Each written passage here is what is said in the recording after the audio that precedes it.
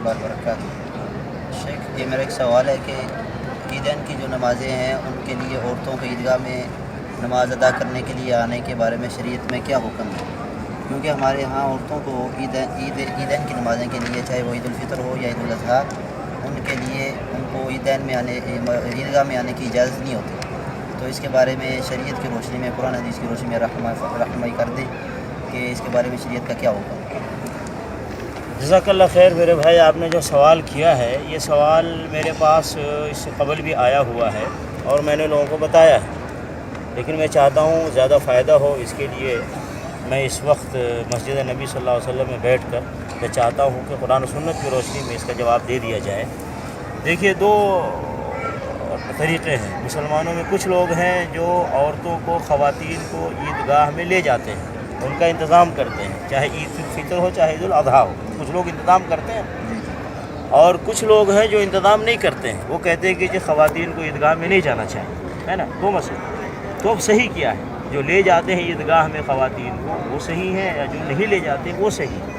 اب ہمارے سامنے رسول اللہ صلی اللہ علیہ وسلم ہیں، میں آپ کے سامنے اس کو پڑھ کے سناتا ہوں۔ دیکھیے، ام عطیہ رضی اللہ تعالیٰ عنہ بیان فرماتی ہیں کہ امرنا رسول اللہ صلی اللہ علیہ وسلم ان نخرجہن فی الفطر والاضحیٰ۔ ام عطیہ رضی اللہ تعالیٰ عنہ صحابیہ ہیں، اور اسی مدینے کا واقعہ ہے کہ ام عطیہ فرماتی ہے کہ رسول اللہ صلی اللہ علیہ وسلم ہمیں حکم دیا کرتے تھے کہ ہم ان لوگوں کو نکالیں۔ کن لوگوں کو؟ العواتقہ، جوان لڑکیوں کو، والحیضہ، حیض والی عورتوں کو، وذوات الخدور، اور با پردہ خواتین کو۔ کہاں نکالیں؟ فی الفطر والاضحیٰ، عید الفطر کے موقع پر اور عید الاضحیٰ کے موقع پر ان کو نکال کر کہاں لے کے جائیں؟ عیدگاہ لے کر کے جائیں۔ سمجھ گئے؟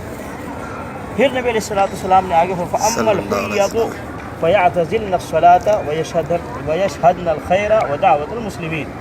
اب رہا معاملہ جو حیض والی عورتیں ہیں وہ نماز سے الگ رہیں گی، لیکن جو پوری مسلمانوں کی جماعت وہاں جمع ہے اس خیر میں وہ شریک ہوں گی اور مسلمانوں کے ساتھ دعا میں شریک ہوں گی۔ سمجھ؟ اب ام عطیہ رضی اللہ تعالیٰ عنہ فرماتی ہیں، میں نے پوچھا رسول اللہ صلی اللہ علیہ وسلم سے، احدانا لا یکون لہا جلباب، بہت ساری خواتین ہیں جن کے پاس جلباب نہیں ہوتے، یعنی اوڑھنی نہیں ہوتی، جس کی وجہ سے اوڑھنی اوڑھ کر پردہ کر کے وہ عید الفطر یا عید الاضحیٰ پہ جائیں عیدگاہ میں۔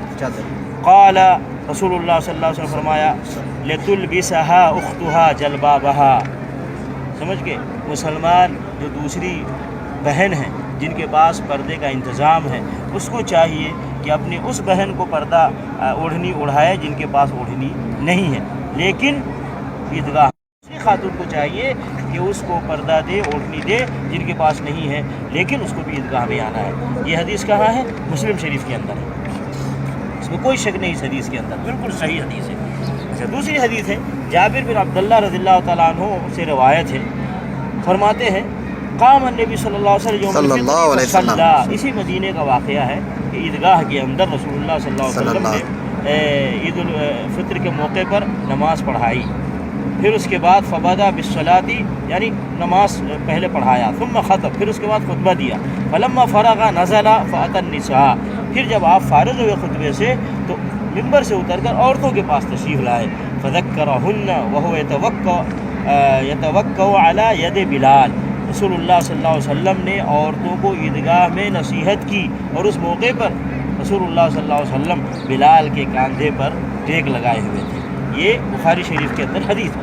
یہ دو حدیثیں مسلم شریف کی اور بخاری شریف کی ثابت کرتی ہے کہ رسول اللہ صلی اللہ علیہ وسلم کہ ہر عورت، چاہے وہ حیض کی حالت میں ہو، چاہے وہ بے پردہ ہو، لیکن دوسرے سے پردہ لے کر، اوڑھنی لے کر پردہ کر کے وہ عیدگاہ میں آئیں، حاضر ہوں۔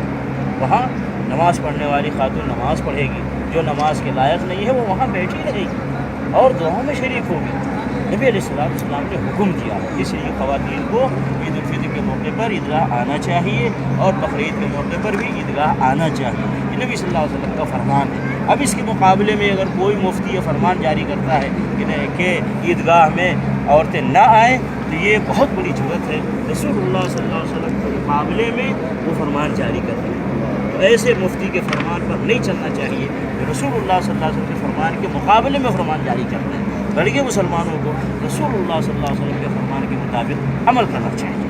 اب کیا ہے جو مفتی ہے مولوی ہے عالم ہے یہ لوگوں کو کیا سمجھاتے ہیں بتاتے ہیں کہ عورتیں خواتین کیوں نہیں آئیں گی عیدگاہ، یہ فتنے کا زمانہ ہے، حالات اچھے نہیں ہیں، زمانہ اچھا نہیں ہے، تو اس لیے وہ عیدگاہ نہیں آئیں گی۔ اب میں ان سے ایک سوال کرتا ہوں، یہ بیچاری خواتین، یہ بیچاری عورتیں عید کا سارا سامان کہاں سے خریدتی ہیں؟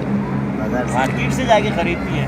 مولوی، مفتی، عالم، امام اور ہر کے لوگ اپنی خواتین کو پیسہ دیتے ہیں، جا کے کپڑا خرید لو، جا کے سوٹ خرید لو، جا کر کے جوتیاں خرید لو، جا کر چوڑیاں خرید لو، جا کے زیورات خرید لو۔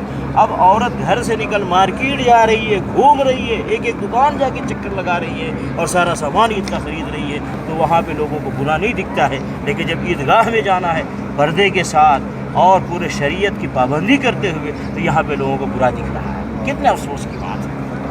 نہ کرنا چاہیے، کم از کم ایسے لوگ جن کو اللہ نے پاور دیا ہے، ایسے لوگ رسول اللہ صلی اللہ علیہ وسلم کی سنت کو جاری کریں، اور خواتین مطالبہ کریں علماء کرام سے کہ ہمیں عیدگاہ میں جانا ہے۔